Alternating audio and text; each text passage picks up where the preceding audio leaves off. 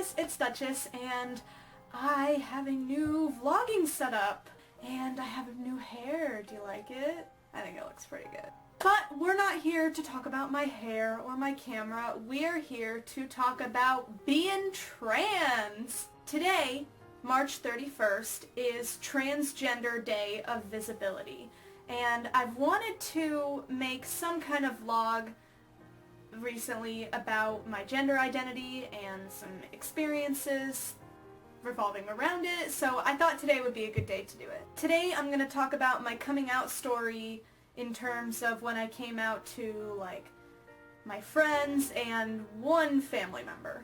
But first I'm going to come out to you, the viewer, in case you don't already know, that I am non-binary and gender fluid.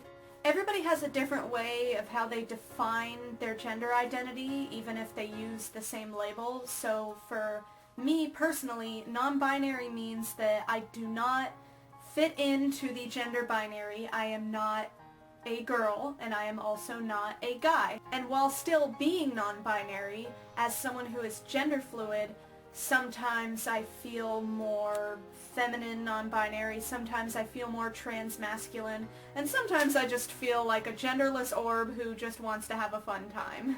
So even though I didn't fully realize my gender identity until less than a year ago, it's something I've been thinking about for a long time. When I was a kid, I always wondered why gender had to matter so much. I was always wondering why, you know, the boys and the girls were always separated or put into different teams or sitting on two sides of the room.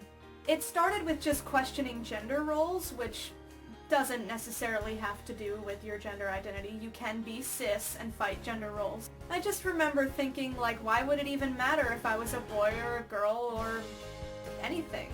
And I was just a kid with, you know, the gender binary being forced on me, so I didn't think about the possibility of me not being a boy or a girl at all. So I didn't really think about it much, but I do remember that that's where it started. And then fast forward to several years later when I watched the anime Ouran High School Host Club for the first time. Hey Duchess, what does this anime have to do with your gender identity? Well, the thing is, if you've seen Ouran High School Host Club, you know that the main character, Haruhi Fujioka, does not care very much about gender. She says herself that she doesn't really care if people see her as a boy or a girl. She doesn't care about gender in general, it just cares about the person. And it really resonated with me. I've always really related to Haruhi in a bunch of ways. And then, you know, fast forward again to years later, and I have a bunch of friends that are binary trans and non-binary trans and agender and gender fluid and demigender and all these different terms. So I started to learn more about gender. So TLDR, because I haven't even gotten to my coming out story yet, this is how I realized that I am non-binary. But when I made the full realization and I had to start coming out to people, I did. I believe I made a post on, like, Tumblr and Twitter, and then I changed my, you know, about on my Tumblr, and I put, like, my gender identity and my Twitter. So when I came out, I mostly came out online. The only people that knew offline were, you know, they found out online because they're, like, my friends that are offline friends but they follow me online, or my boyfriend David. And like I said, since most of my friends are not cis, they were all really accepting and really helpful, and they were totally cool when there were new pronouns that I wanted to try, because I did try, like, quite a few sets of pronouns, new names that I wanted to go by. They were all really good about it. I will say that I went through a lot regarding this with my boyfriend David. You know, sometimes I do feel trans-masc, and my boyfriend is straight and cis, so it is, like, it was kind of hard, but he's never stopped loving me and he's never stopped supporting me, and I'm so grateful for that. And I first came out, I want to say in, like, September or October of 2014. So it's been about half a year now, and things have gotten better, and he is really supportive of me. My other boyfriend, Penn, because I am actually polyamorous and I have 2 boyfriends, my other boyfriend, Penn, has also been so supportive and has always, you know, and both of them, they both, like, you know, they use my pronouns and they don't call me their girlfriend, they call me their date friend. But apart from my friends and my boyfriend, I have come out to one family member, and I initially wasn't planning on coming out to anyone in my family because with non-binary you never know, because, you know, like, obviously they're older, they're like, you know, the previous generation, so they may not really know about, like, they know about binary trans people, but they don't really know about non-binary, so I feel like it would be a lot of explaining to do.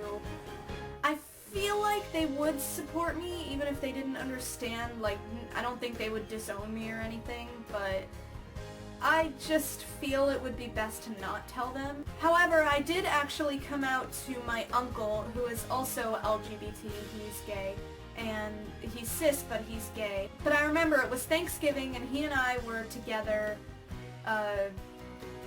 you know, by ourselves, and we were in, like, a really heated discussion, like, really passionate discussion about LGBT stuff, and I felt like I should tell him so I didn't just seem like I was just a passionate cishet ally, that I was, like, also LGBT. Like, first I told him that I'm pansexual. Like, first I asked him if he knew what pansexual was, because it came up, and he said he did, and he's, like, defined it, and I just, like, whispered, that's cool, because there was another family member in the room, but they weren't, like, part of our conversation, but just in case, I whispered it.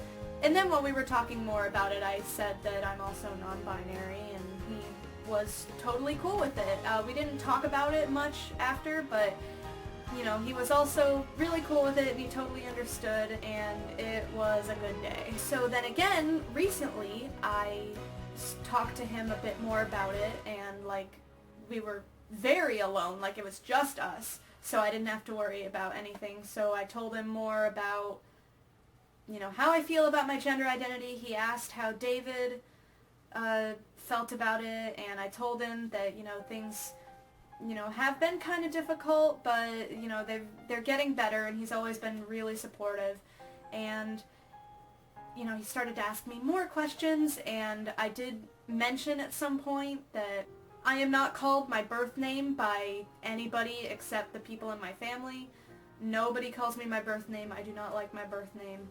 And he asked me what, and I told him that, you know, none of my friends call me, you know, insert birth name. They call, and I didn't even say what they do call me. I just said that, you know, they all call me different names that, you know, make me feel more comfortable. And he asked what other names that I go by. Now on this channel you know me as Duchess, and I still do really like going by that name, but other names that I go by my friends and my boyfriends are Suri, which you've probably heard people call me, and you'll probably hear people call me in my MegaCon videos, and Lars. And I've been especially going by Lars a lot lately because I feel that's the most gender neutral of the names, even though I still do really like going by Duchess and Suri, and I will still always call myself Duchess on this channel, but I have been going by Lars a lot lately recently, and I told my uncle that, and he said he really liked Lars, and that he was just gonna start calling me that, and he was gonna, like, really try with my pronouns. He said he might be pretty rough with my pronouns, and I said, oh no, really, it's fine. The fact that you would even consider it is really good. So, TLDR, I do not have a really sad coming out story, just because I know the coming out stories that would be sad. I haven't come out to them, but my friends and my uncle have been really supportive, and especially with my uncle, I just feel like it's really good to have someone in my family that's LGBT, and even though he's cis, like, he's still really, like, understanding of, and, you know, I feel like I can talk to him about my identity and stuff that I go through revolving around it, so it's just really, really good. And I just want to say to anyone watching this, if you have supported me in any way since I came out as being trans, if you have helped me experiment with pronouns, if you've, ever used my pronouns, if you've ever called me a name that I wanted to be called because it felt more gender neutral to me, if you've ever tagged me in a post about Lars from Steven Universe being trans, that is so important to me because I relate to Lars so much. And seeing that kind of stuff and knowing that people are supporting me while I go through similar things is just really important to me. Even if you've misgendered me or accidentally used the wrong pronouns and then corrected yourself, even that just means a lot because you're really trying to make me feel comfortable and show me that you accept me for who I am, and it means the world to me. And if you don't know me and you're watching this because you saw this in the Trans Day of Visibility tag on Tumblr or Twitter, then I want to say thank you so much for watching me talk a little bit about my story when it comes to finding out about my gender identity and telling the people that are close to me. And I really hope that you also have people that you can talk to about your identity. And if you don't, then you still are really powerful and really strong, and your identity always matters. And you're always valid about your feelings in terms of your gender and your pronouns and everything under the sun. So happy Trans Day of Visibility to all my trans brothers, sisters, and non-binaries and agenders and everybody, and keep on being absolutely beautiful and powerful. So I will see you guys in my next video, and thank you for watching.